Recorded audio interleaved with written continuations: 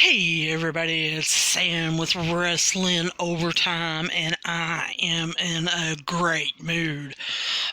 This is your Raves and Rants review show for AEW Dynamite that happened March 18th, 2020 at the Daily Place, which is outside in Jacksonville, Florida.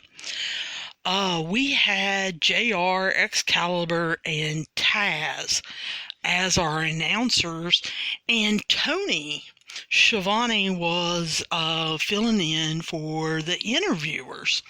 And since Justin Roberts couldn't make it because of travel complications, Brandy Rhodes took over as the ring announcer.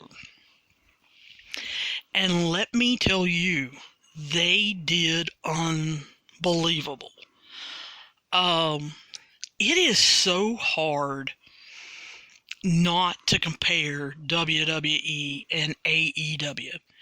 It really is, and I don't want to. I try my best not to, because I really listened. I was very interested in AEW and the founding of it and what they were planning on doing as they were getting it ready, to run last year and to do their first show and then to be on TV in October. I attended a show in October.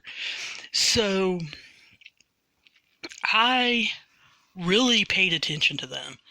Their outlook and how they want to run things and how they want to be creative and who they want in charge and how they want to put together their storylines and stuff are so different than what WWE does.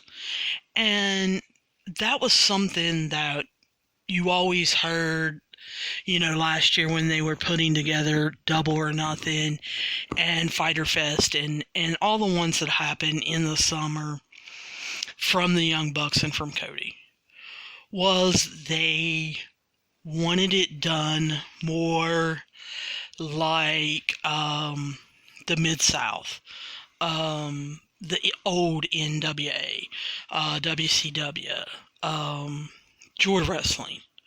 They wanted it more like that. They didn't want it cartoony. They wanted it more sports featured. And so I have tried with this podcast not to make it a competition, not to seem like, the Wednesday Night Wars or anything like that. But let me tell you, number one, AEW has a new philosophy, or a different philosophy than WWE. Plus, they had the opportunity to watch the decisions that WWE made with Friday Night SmackDown and then Monday Raw. Now, I know Monday Night Raw did not give them a lot of time to prepare. But they got to see Friday Night SmackDown and what happened there and how the fans reacted on social media. And that's something that Omega and the Young Bucks and of course Cody and all of them really pay attention to.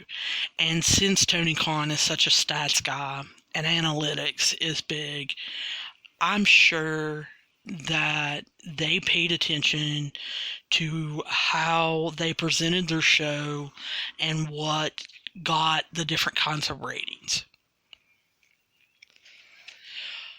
But I can tell you, for having no audience and not really any experience, they did an unbelievable job with this show on March 18th, last night. When you think about it, Tony running a soccer team overseas and helping out with the Jacksonville Jaguars does not help him, putting on or producing or executing a TV show. And that's what this is. This is a TV show. Of course, Cody and the Bucks and Omega, and even if you count Christopher Daniels and Frankie, they don't have any experience either with a TV show. Yes, the Bucks film, being the Elite and some other things, but as far as having any other knowledge of when to cut and things like that. So I'm sure not only did they have talks, but I'm sure they made phone calls to experts in the industry and got their opinions on things. But when AEW Dynamite opened, it was literally pretty much dark. The ring was semi-lit. I would say dimly lit. And Cody was standing in it in his suit. And it gave me chills to see him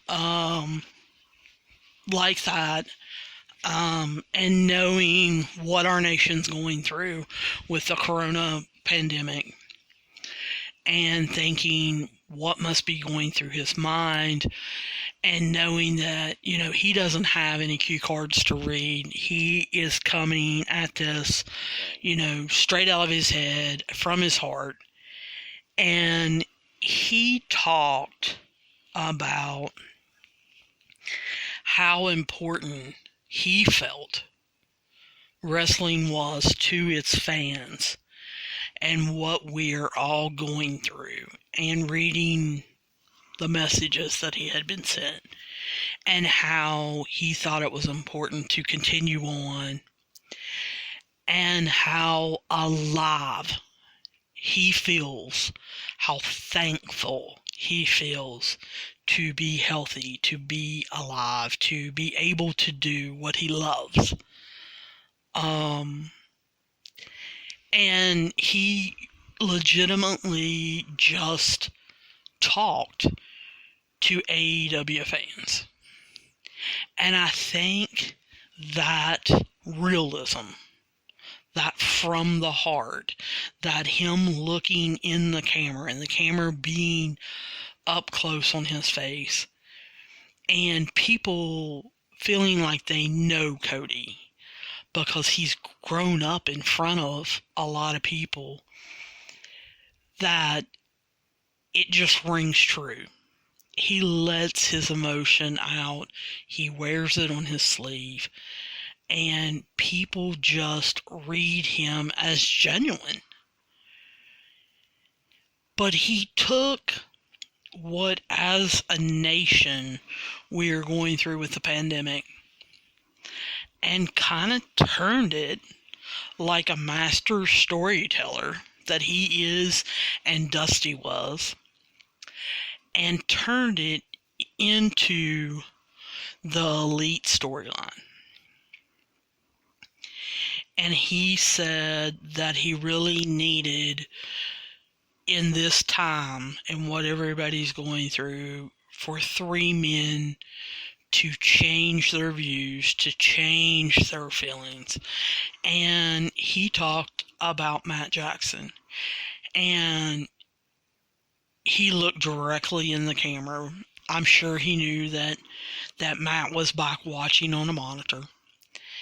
And he looked directly in the camera and told him, with everything that had happened last week with the Inner Circle hurting Nick, that he truly needed to make amends and figure out what to do with Hangman Page.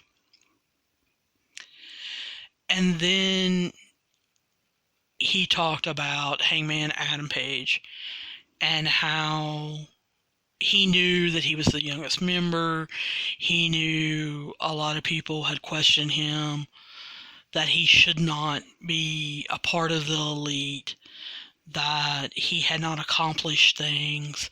He felt like he had let them down when he didn't win the championship and all of that, and how he had kind of been in a spiral, even though winning the tag championships, it didn't replace, losing to Jericho.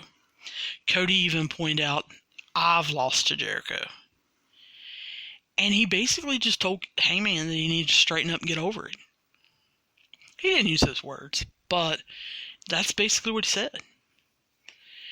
And then he left Kenny Omega last. And he basically said for years, him and Kenny have had an on and off friendship, that, they've had their problems, that they haven't always gotten along, and that he needed him in Blood and Guts to put the elite first. And Matt came out and came down to the ring and joined Cody, and then Kenny did. And each of them, said a little bit. Matt talked a little bit about Nick. Kenny doesn't really give great promos or anything like that. He likes saying a catchphrase or getting excited and saying thank you. But as far as doing storyline promos, he's not real big into them. And, Matt basically said that, yes, he was willing to put this behind him with Hangman, and that he noticed that Hangman did not come out. And about that time, Hangman did walk out with his glass of whiskey, and they asked him, could he not be part of the elite for Blood and Guts? And, he kind of raised his glass and nodded, and basically walked away.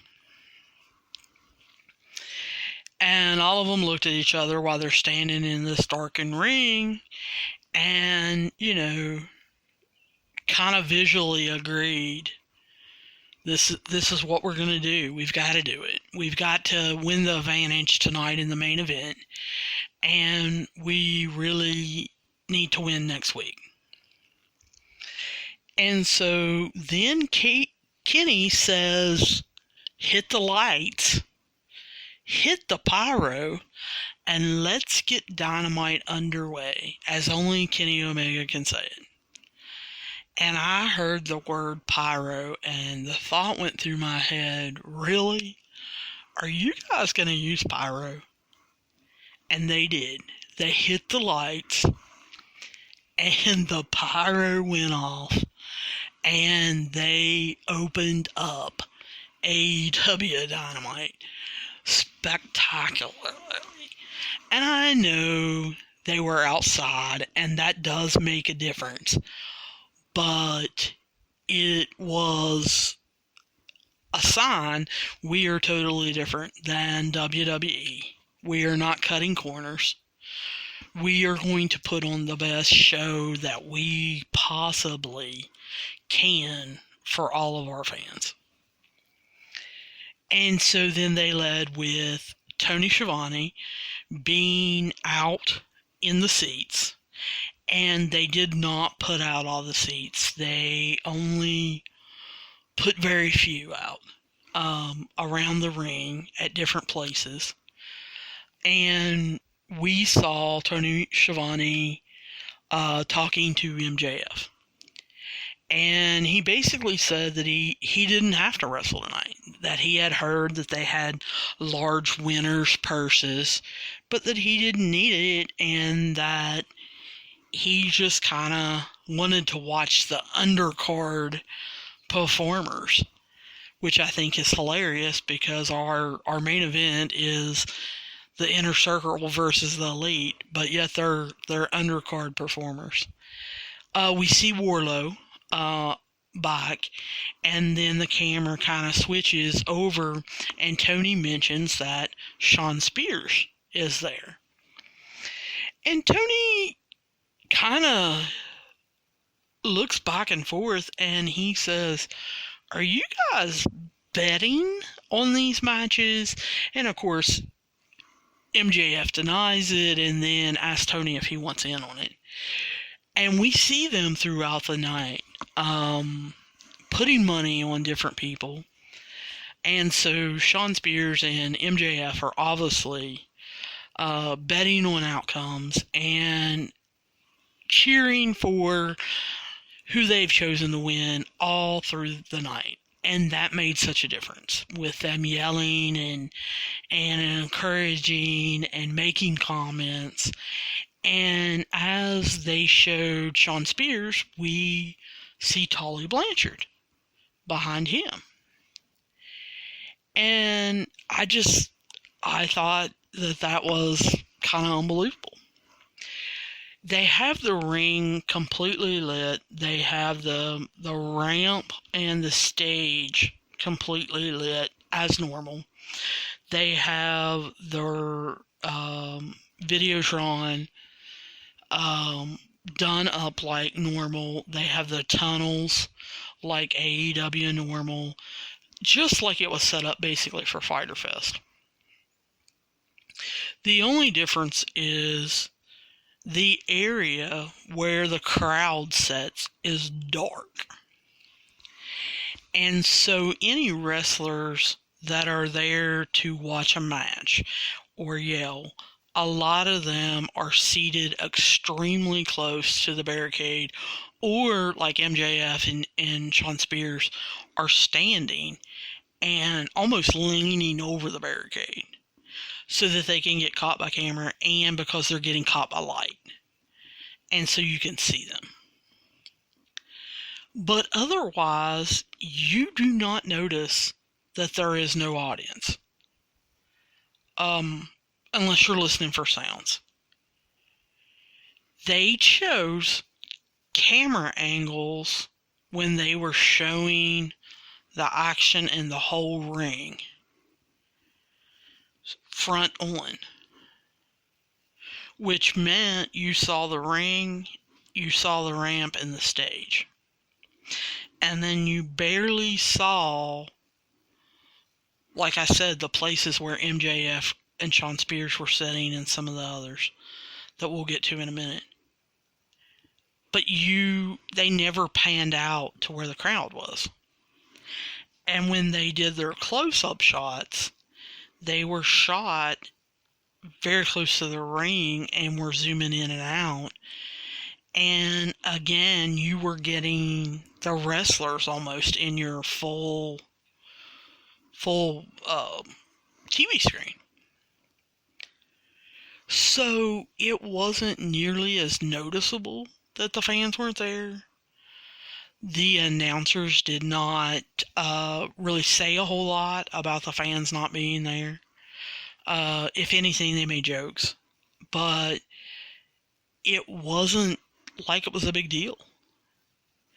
Now, the first match, which was Best Friends versus the Lucha Brothers, it was noticeable there weren't fans. Because obviously when both of those teams come out, they get a strong reaction. And it was very noticeable that it was quiet. It was noticeable during their match that you could actually hear the chops, that you could hear the kicks. You could hear them when they went into the barricades. And so you could hear them talking. And the Lucha Brothers didn't care to threaten Best Friends. So it was interesting. It really was. Orange Cassidy came out with the Best Friends and went over to the announcer's table and decided he was going to be an announcer. He was probably the best announcer of the night, putting his feet up on the desk and really not saying a word. But I'll tell you what, I am impressed with Taz.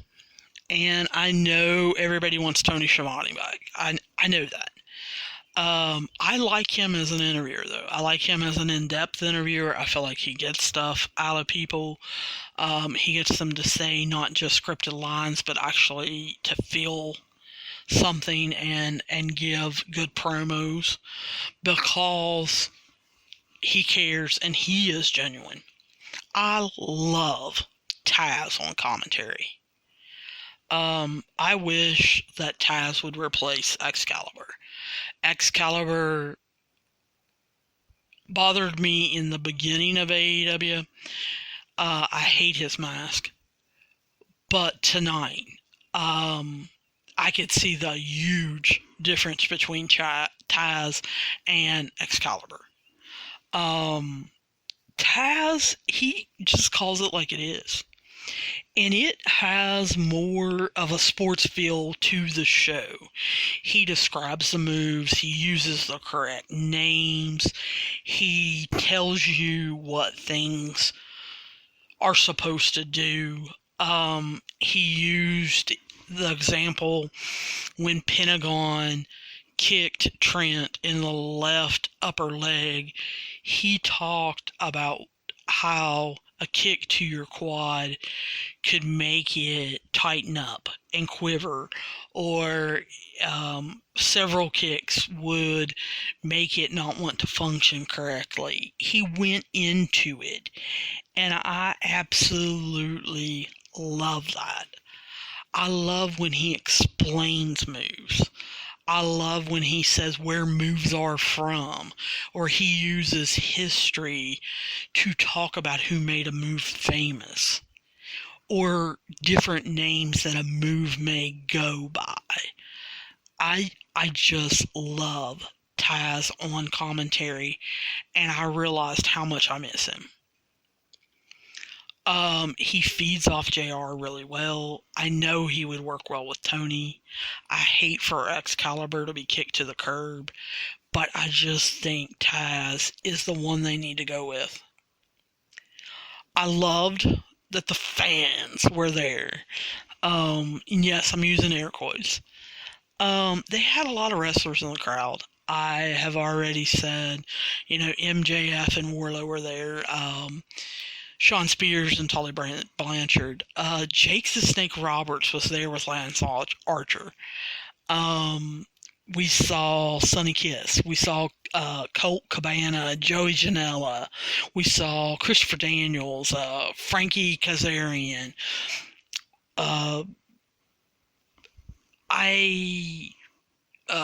Later we saw QT Marshall and Dustin Rhodes. We saw different people come in and out and watch the match. They were screaming, they were yelling, they were chanting, they were doing things.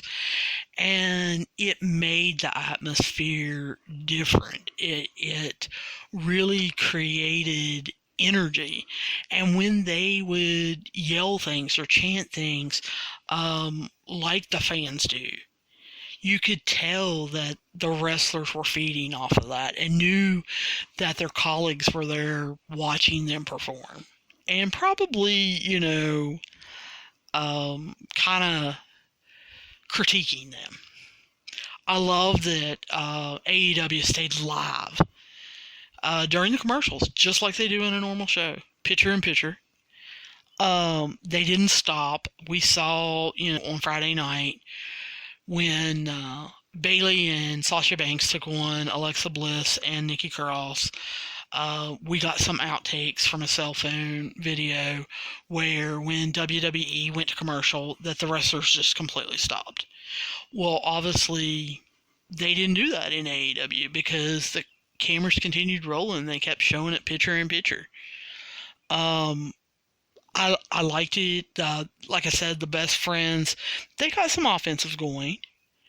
And, after Trent was made to pay in the beginning, Trent was made to pay by both Phoenix and Pentagon a lot in the beginning. But the best friends got some offensive going.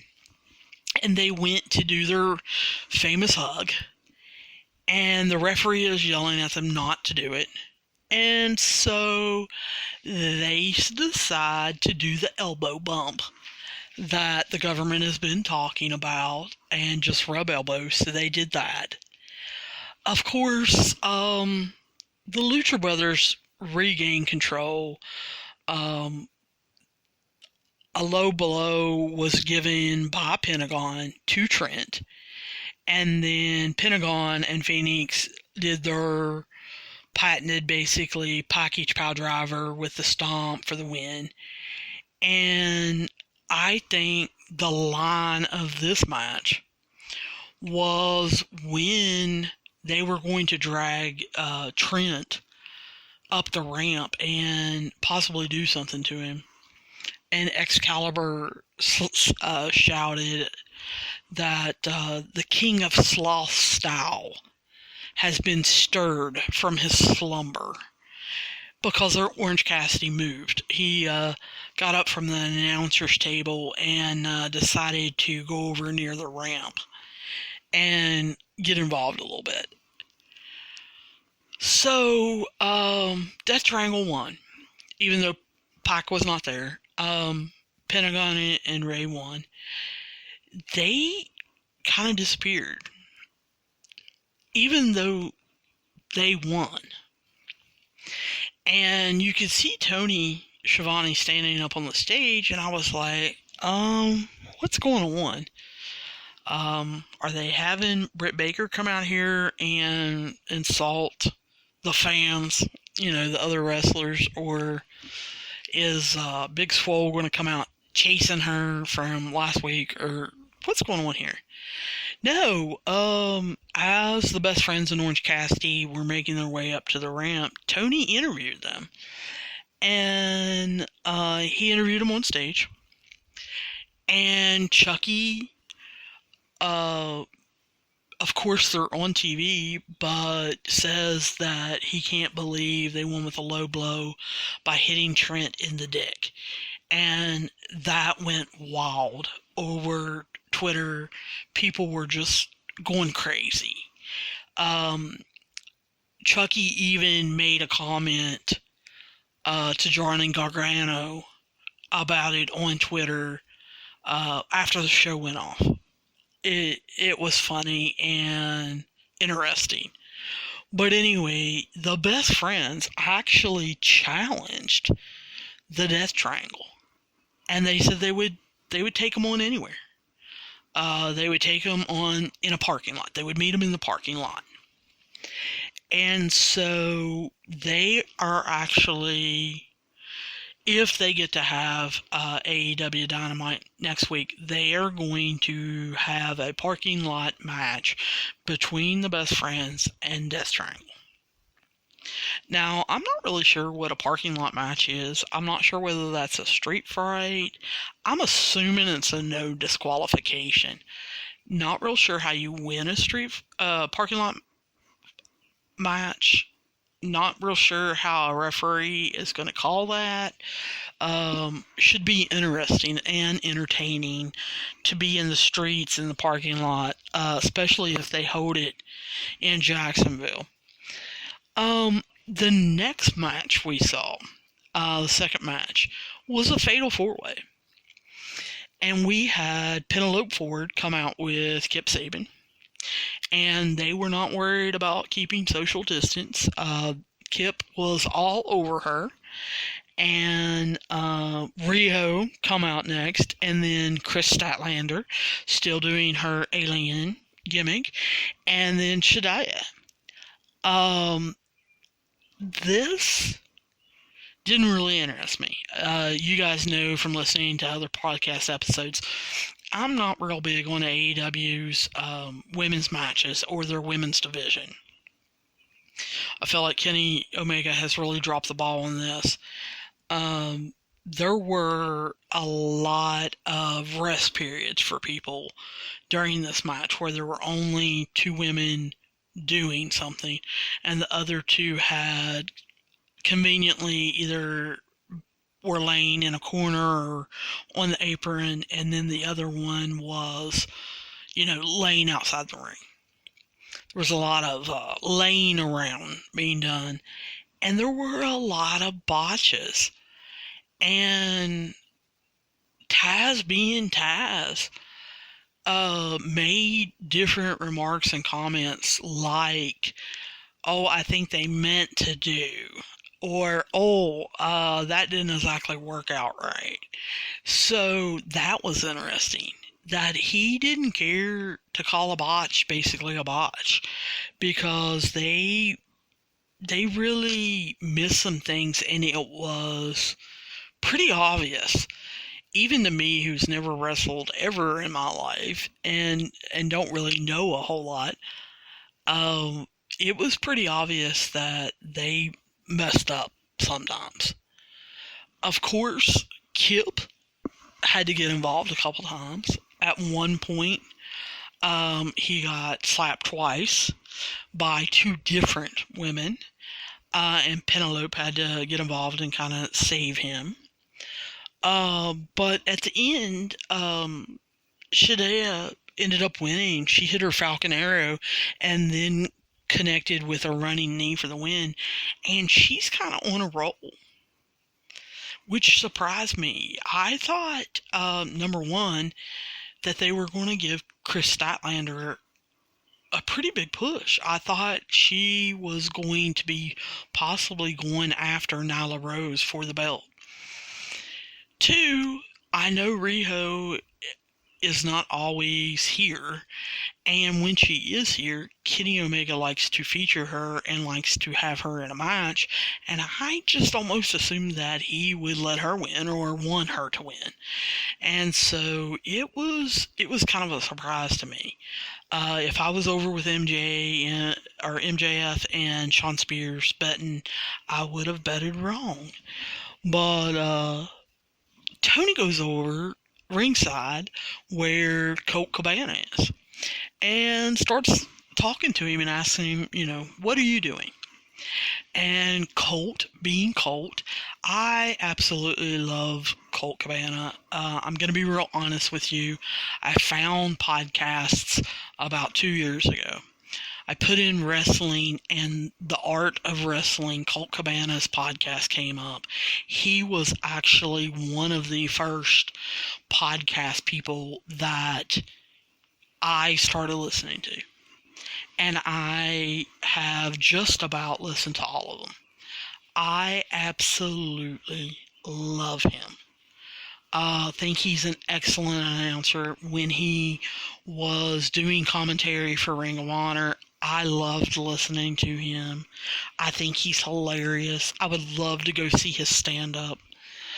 But, to answer Tony, he says, I'm here watching, I'm scouting. And do you know that I am the Bruce Springsteen of AEW?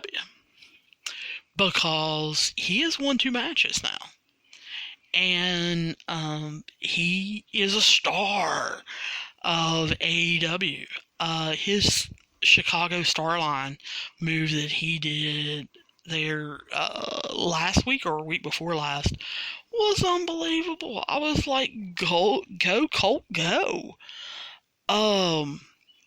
But like I said, Colt being Colt, makes the comment that Penelope Ford needs to drop Kip Sabian. That he's not really good enough for her. Well, Kip overhears this and comes over and shoves Cabana, and then Colt just hauls off and slaps him. So I kind of hope they tape AEW Dark next week and we get a Colt versus Kip match. I kind of would like that. They're both really good wrestlers. They seem to have some chemistry, and I think I would enjoy that. I would definitely be into that. Then they go to a video package. Jon Moxley is coming back, walking back out to his car. He is extremely visibly upset, and they just happen to ask, what's going on? And he says he's got the belt with him, and he says, he was trying to get in, but he is not medically cleared again, and they will not even allow him to enter the building due to his injuries. Therefore, he's not going to be able to wrestle tonight. And that everybody knows that he's never been medically cleared, that he's always got something wrong with him. And he talks about how upset he is and how the inner circle just needs to watch it. Their blind side, their blind spot. And he opens the door to the car that Jericho gave him to join the inner circle, obviously, and says that he needs to go and take a drive and basically just blow off some steam. He kind of dives into the car because I don't know if he can't get in the car correctly or he thinks that's how you're supposed to get into it. But anyway, he gets situated, pulls down the door, revs it up, and takes off. And I know if Renee Young was watching that, which I'm sure she was, I know she was not watching the taped garbage that NXT was running about the Ciampa Johnny Gargano beginning of their feud. So I'm sure Renee Young about ate her tongue watching her husband speed off in the parking lot in a car that takes about, I don't know, a half a second to go to 100 miles an hour. I'm sure she about died. Then we get the Butcher and the Blade versus Jurassic Express, which is Luchasaurus and Jungle Boy. And of course, my first question is, where's the bunny? I'm so used to saying the Butcher, the Blade, and the bunny. Well, where's the bunny? And when you say Jurassic Express, I mean, I don't really want him around. I told you guys that last week. I don't really like his character or enjoy it.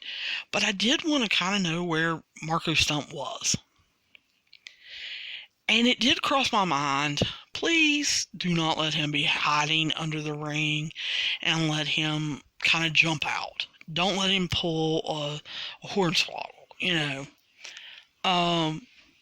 But in this match, I really felt like Jurassic Express looked great. Their moves were very tight. You could tell that they had a lot more chemistry together. Luchasaurus, when he went on the offensive, was just showing his power and his quickness and his athleticism. And it didn't matter who was in there, whether it was the Butcher or the Blade. They sold so well for him. Now, of course, they started targeting his injury where he was out for a couple months. And he was having problems with his legs and everything. But Jungle Boy, I felt like really kind of turned the tide of the match at the end. And he was recognizing things. At the end of the match, the Blade, Luchasaurus, threw the Blade out of the ring. The Blade did not get up. And it was very obvious that he was supposed to. Because Jungle Boy was supposed to do a suicide dive. And he bounced off the ropes, ran across the ring, and as he was getting ready to jump to do the suicide dive through the ropes, he noticed that the Blade had not gotten up. So if he would have dove, he wouldn't have connected with anything but the ground. He still had some time to correct it before he left the mat and ended up landing on his feet and basically shoving the blade back to the ground and kind of smacking him around. You could tell it was a little bit of a botch, but I believe it was Excalibur, but it might have been JR said Jungle Boy changed his mind about what he was going to do, or something like that, is how they called it. But he was supposed to keep the blade down to not interfere, and so he did that by smacking him around and everything. So Luchasaurus hits the tail whip on the Butcher, and then Jungle Boy gets back in the ring, and Jurassic hit their finisher, their combo finisher, for the win. Now, did you hear what I just said? Jurassic Express won. They go to commercial. And when we come back, the Dark Order comes back out to the ring. And Evil Uno has put his jacket on and everything. And so we pretty much know here it comes. I don't understand why the Dark Order didn't win while they were going to introduce the Exalted One. And why didn't they leave them in the ring? But I mean, I'm not the one planning this. I'm just asking. But anyway, obviously they had went back to the back, and like I said, Uno put his jacket on. They came back through the tunnel, and we saw them come down to the ring with the creepers. And Uno said he had a microphone. He said he just wanted to say that the Exalted One is near. Well, we see Frankie Kazarian and Christopher Daniels jump the barricade and grab microphones. Christopher Daniels basically says, look, I'm tired of this. This has been going on for now 3 months or so. There's not an Exalted One. I have beaten you both. I think that you guys are making garbage up. You know, there's no Exalted One. You guys are just saying this. And a video starts on the video screen. And the Exalted One is in a white robe and gold stripe, and is walking with the hood up and talking, I guess in a distorted voice, about how wrong Christopher Daniels is, and that, you know, he is here to prove him wrong, basically. And then he pulls off the hood, and it is Brody Lee. He says that Christopher Daniels is not safe. And then he says the line that in the first half of the show just sent Twitter crazy. And I'm sure sent Vince McMahon through the roof. But Brody Lee says Christopher Daniels isn't the first out of touch old man not to believe in him. But he'll be the last. And Twitter went nuts because that was an obvious reference to Vince not believing in him, not giving him a shot, or anything like that. The screen goes off, and as Christopher Daniels and Frankie Kazarian turn around to face Evil Uno and Stu Grayson and the Creepers, Brody Lee is in the ring.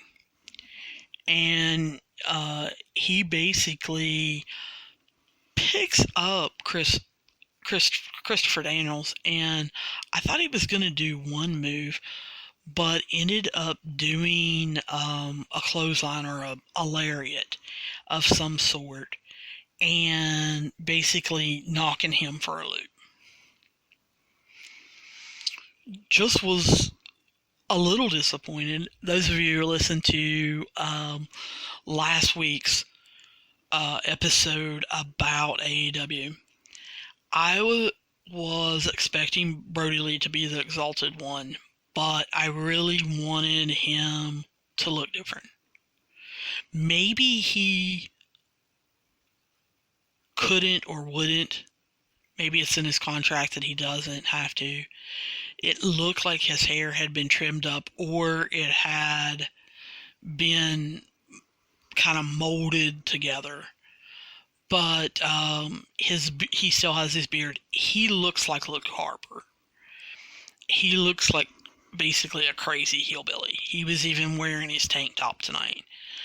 I'm really disappointed that the Elite did not say, hey, we need to change this look up.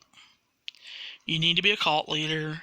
You don't need to be a crazy wild man hillbilly living up in the woods. We need you to make some change, whether it be to cut your hair, to shave off some of your beard, to trim it, to shave it completely off and leave a mustache, to leave a goatee, to shave everything and go clean shaven, to do something different to your hair. He needed to change his look. He did not need to come out looking like Luke Harper. So I was just really disappointed in that. So while they're kind of leaving the ring, Tony goes over and interviews Jake the Snake Roberts. And, of course, Lance Archer, his client, is with him. We kind of get officially introduced, and Tony Schiavone keeps calling him Murder Hawk. And he goes to ask Lance a question, and Jake Roberts basically says, he's not ready to talk. I'm going to talk. And he cuts a promo on Cody, basically.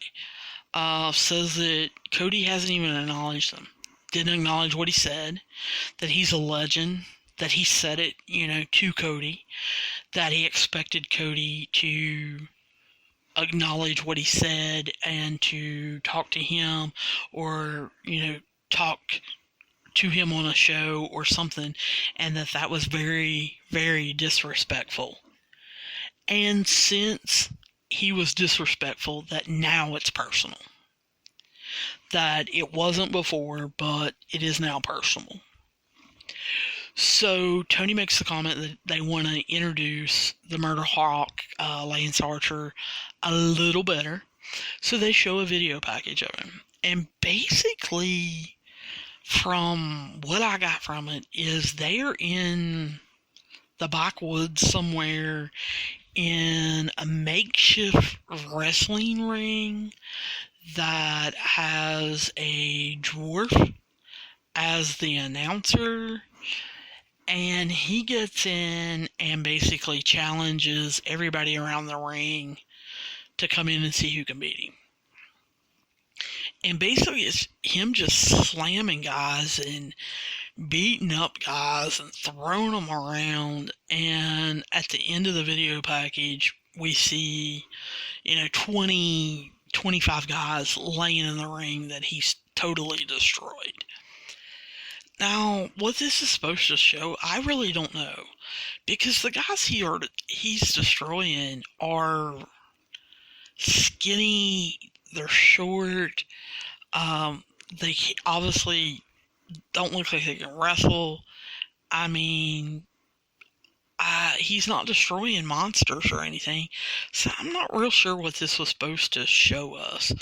but they did show a video package of him. That's about all I can tell you. Then they decide to tell us about the next Dynamite, and that's how they word it. They do not say next week.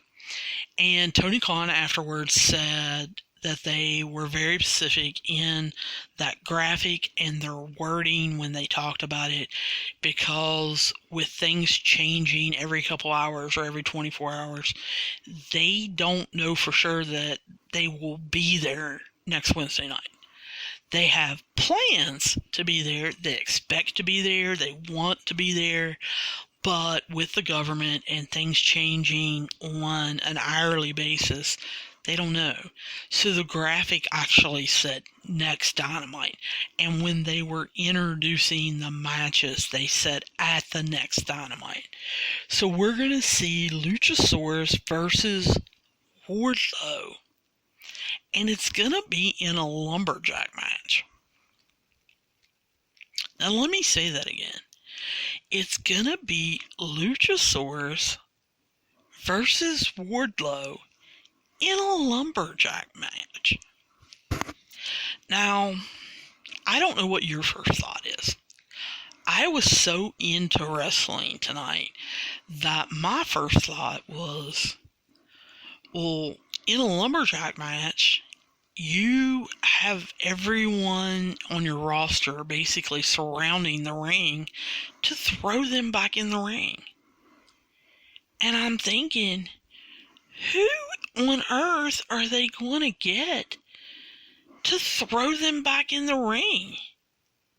I mean, is Marco Stunt and Sonny Kiss gonna pick Wardlow up and throw him back in the ring? Are they gonna throw Luchasaurus back in the ring? I mean, come on. These are your two biggest guys in the company. Who exactly is gonna be making sure that this lumberjack match doesn't get out of control? Yeah, right. But then I got on Twitter, because it went to commercial afterwards, and of course everybody's saying, how can you have a lumberjack match with the coronavirus? How can you have everybody standing around the ring close to each other? How can you have them picking up each other and throwing them back in the ring? And that thought never even crossed my mind. I was so in the wrestling bubble. I was so living the storylines that didn't even cross my mind. But the next match we're going to have, which I already told you about, is going to be Best Friends versus the Death Triangle. And they're going to be having a parking lot match. And then the last match they announced is going to be 5 members of the Inner Circle versus 5 members of the Elite in a blood and guts match. And of course, this is where a cage encapsulates 2 rings. And so tonight's main event was about who gets the advantage, whose team gets to go in basically first. And of course, remember, the match does not officially start until all 10 men are in the ring. So tonight's match is a 3 versus 3 match. So Cody comes out first with Iron. And of course Brandy's not with him because Brandy is the ring announcer. Then Matt Jackson comes out. And then Hangman Page. Now, Kenny Omega comes out with Hangman Page and is outside the ring with Arn Anderson. But he is not able to compete at this time due to his hand. They state that he is supposed to be cleared early this week and that he will be able to compete next week. Okay. Whatever, you know. So then we see the Inner Circle come out. The Inner Circle that's going to be in the match tonight is Santana and Ortiz and Jake Hager. Then we see Sammy Guevara come out with them. And of course, my thought is, where's Jericho? Where is he? Why is he not here? Well, they show a commercial. And during the commercial, they do picture-in-picture. And Sammy is doing his signs, talking about how awesome the Inner Circle is. How Santana and Ortiz are awesome. Big Jake is awesome. He has the polo and all of that on the sign and everything. And then, as they're getting ready to come back from commercial, Sammy's cards introduce Jericho. So as they come back from Jericho, the Painmaker graphics start coming up on the Titantron, and Jericho walks out. Sammy gets a mic from somewhere, and he starts singing karaoke to Judas. And he found the mic behind the barricade. So he is literally behind the barricade, and MJF walks over to him, and they actually sing the lyrics to Judas together. And it was hilarious. They were both getting into it. Sammy then takes the mic away and decides that he wants to sing the chorus all by himself. And they cut the music just at the place they always do, so that Sammy can finish the ending of the chorus by himself in the mic. And it was awesome. They showed Chris Jericho at one time, and he could not keep a straight face. It was just absolutely, unbelievably awesome. Chris Jericho goes over to the announce table and is hilarious. When he is done with wrestling, he definitely needs to become an announcer. He just was hilarious. He made fun of everybody. He made fun of Cody, Excalibur, Arn. He made fun of Taz at one point. He made fun of Brandy. He did give props to AEW, for putting on the show. He gave props to Cody and talked about, that how great of a wrestler he was and how he came from a great lineage as far as with Dusty. And Jericho was just unbelievable announcing. Cody basically took a beating all match long. I mean, Santana and Ortiz just wore him out, and he could not make it to the corner for a tag for a long time. They ended up tagging Jake Hager in, and I mean, he was taking those fists and just beating him. At one point, they put a sleeper hold on him, and Cody almost passes out. And then he gets over to make the tag to Matt Jackson. Matt Jackson, I believe it was Santana, got Santana over in their corner, tagged Cody back in. Cody hit him a couple times, got tired, tagged Matt Jackson back in. They pushed Matt Jackson up against the ropes, and it was pretty obvious that he wasn't really going to tag Hangman. So Hangman had to tag himself in. And so he kind of took over the match. But I am telling you, Jericho making fun of Arn Anderson and his Waffle House menu that he carries around to coach with was hilarious. Him talking about um, saying that, he beat Cody, and then Cody lost to MJF, and he was so down that he decided to go get a tattoo on his neck that Excalibur drew.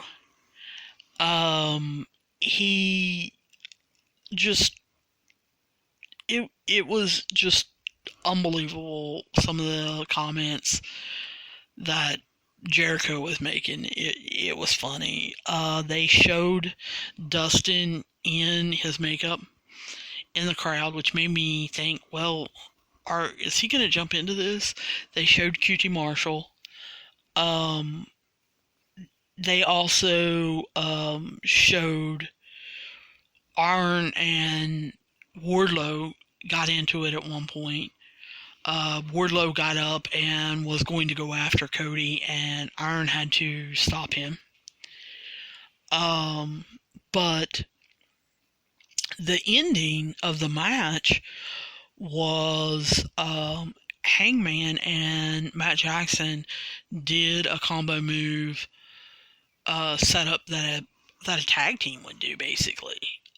But after they got done, Ortiz was out of the ring, and Hangman came over to the ring and looked like he was going to do the buckshot lariat. And Ortiz pulled him out of the ring, and his head hit the apron. They did not replay it, but I'll tell you what, it looked like he really hit his head on the apron.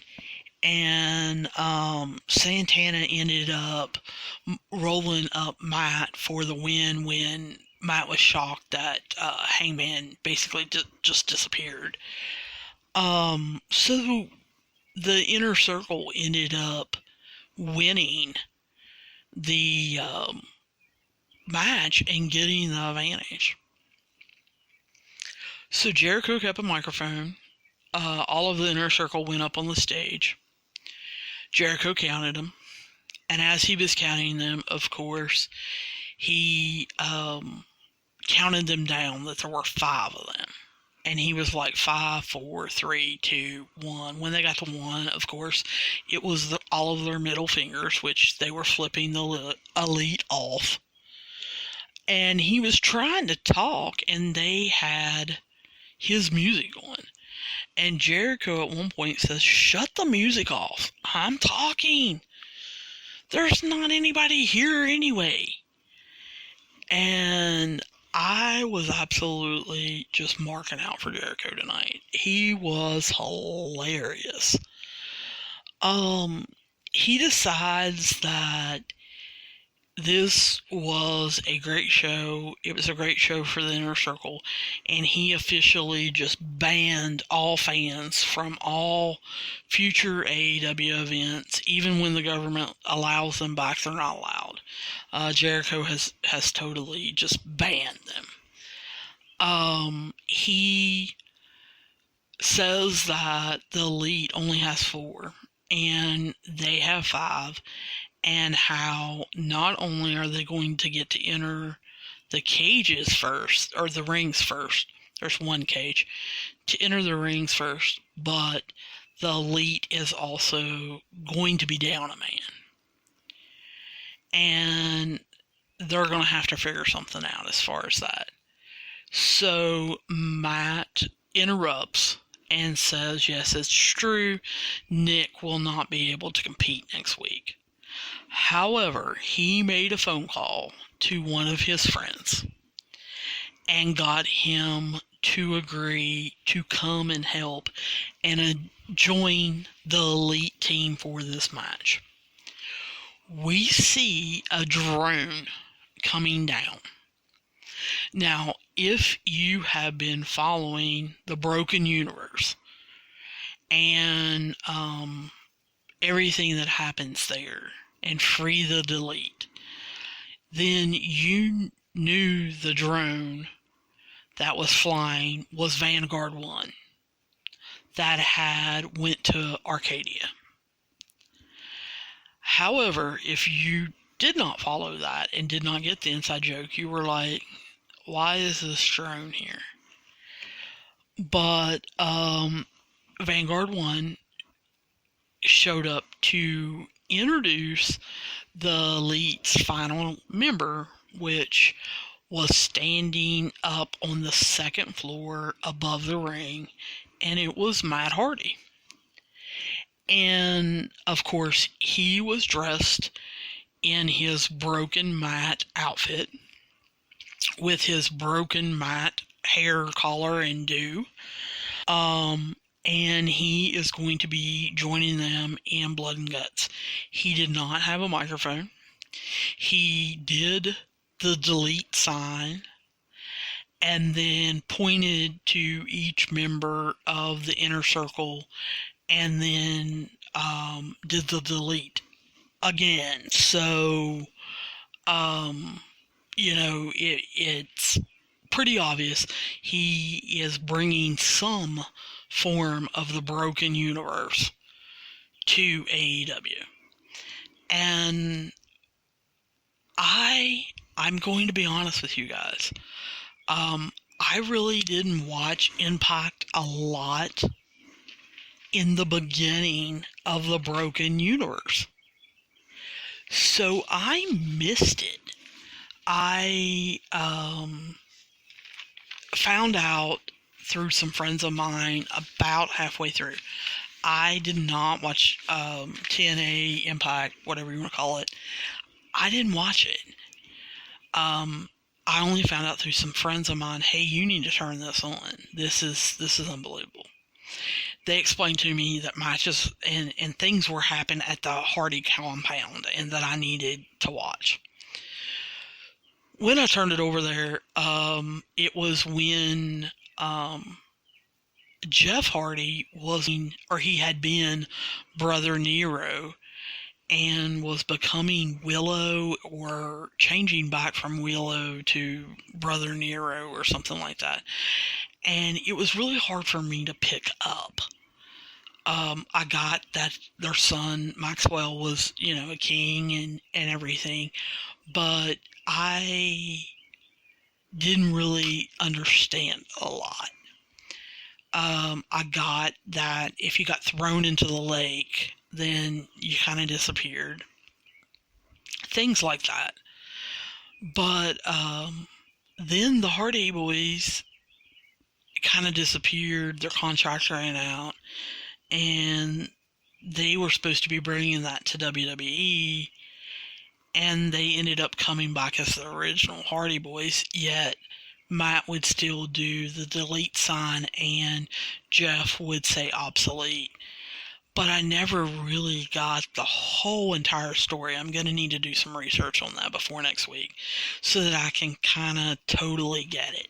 I understand Matt talks in a broken British accent and all of that, and that he is a time traveler from the past and the future and everything like that. But I really need to get into it and maybe see if any of it's on YouTube or something like that I can catch, because I know he is not going to be woken Matt. He's going to have creative freedom to do what he feels he wants to do and can come up with in AEW. So I'm kind of looking forward to that. Looking to see where Brody Lee and the Dark Order actually go, because I've been making fun of them for a couple months and I want to see if I can stop yet. So we'll be seeing all of this hopefully next week. I am Sam, obviously, with Wrestling Overtime, and I am going into overtime, catching you up on anything and everything to do with wrestling. Like I said before, please join us on Wrestling Overtime's Facebook page, where we have all the latest news, rumors, and updates from anywhere that I can find something. If you have something, send it to me at wrestlingovertime@gmail.com. We are also on Twitter under Wrestling Overtime. Feel free to tweet us. We retweet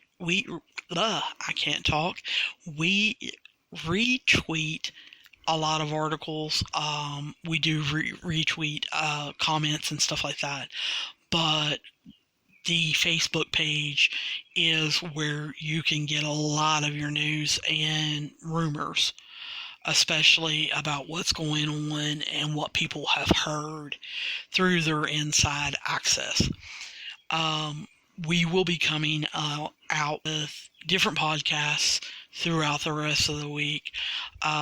Later on Thursday, you should be getting a news and updates. It will probably be Thursday evening, I would say, to kind of allow people to try to find out what happened after NXT, what happened after AEW. The ratings will come out. And then, of course, WWE will be preparing for SmackDown. And so I will probably not give you guys news and updates until Thursday evening, early Thursday night is when I'm going to try to get it to you. If not, it'll be ready for you on your Friday morning commute. As always, Friday night, you will get your results show. It will be quick and easy, down and dirty, just the results of winners and what took place on SmackDown. And then you will get your Raves and Rants review podcast about SmackDown. I put up a poll on Twitter, and the Being Elite won. So I am going to be starting to watch some of the Being Elite from the beginning and kind of recapping them. I'm not going to recap them individually just because they're not real long. So I may take a group of them together, recap, and then the next podcast will be the next group of them. Maybe take 5. Do 5 at a time or something like that, or 3 at a time. I don't know. And recap those. Someone also asked me if I could do some of the WWE Network programming. I'm going to try to do some of that. It's going to be how my family situation is with the coronavirus and how that affects my work, my life, what goes on and everything. For those of you who are interested, also know that I have a paranormal review podcast. It is called Paranormal Review. It reviews paranormal TV shows from a skeptical point of view and points out logic in them and talks about what we find fascinating. And then we have a WV Overtime podcast. It used to deal with West Virginia high school sports. However, due to the coronavirus, it has turned recently more into a coaching type podcast, giving you guys how to deal with different kinds of athletes in different sports and talking about clinics and things like that. So just wanted to make you guys aware of it. Like I always say, if you have any questions, comments, problems, or protests, please write me at wrestlingovertime@gmail.com, and I will definitely be talking to you guys soon. See you around.